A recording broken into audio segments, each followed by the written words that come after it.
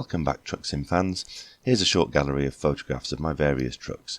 These were all taken using the advanced tools, which we didn't cover in my previous video.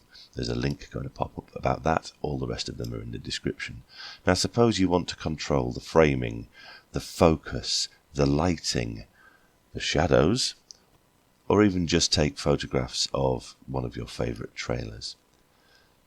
Here we are back at the marina somewhere. I think it's one of the ports in Spain. So I have a yacht on board. I'm going to quickly set this framing up so that we can use this image as our example of all the other more advanced tools, and I'll go through them one by one. At the top are the basic tools. We've covered those in the previous video. But what's this thing called field of view? Well, basically what it does is it zooms in and out. Imagine you've got a camera with a zoom lens on it. It zooms the camera in and out, so you get closer and nearer without having to move your position. What it also does is it makes further things far away come nearer to you or seem visually closer. So I'm going to show you that now.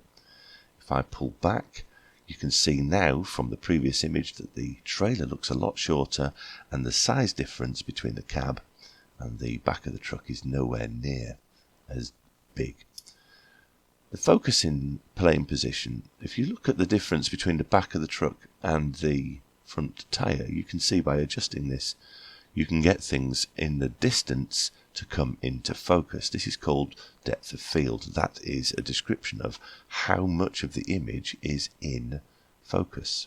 So you play around with this, get the image exactly focused on what you want to pay attention to. Blur transition depth, a little bit more fine-tuned. It allows you to adjust the point at which blurring starts, and underneath that you've got blur strength. Play around with these a little bit. You'll see some differences, I'm sure, but blur strength just increases or decreases the amount of blur. Saturation brings up or down the level of colour.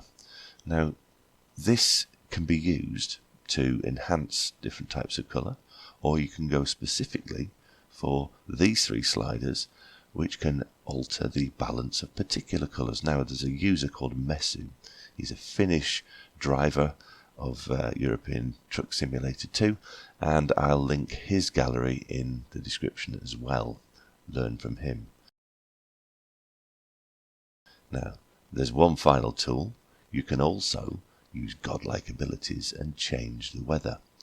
If you see here, what we're doing is on the sunshine icon, we're changing the amount of cloud cover, and therefore the amount of shine and shadow.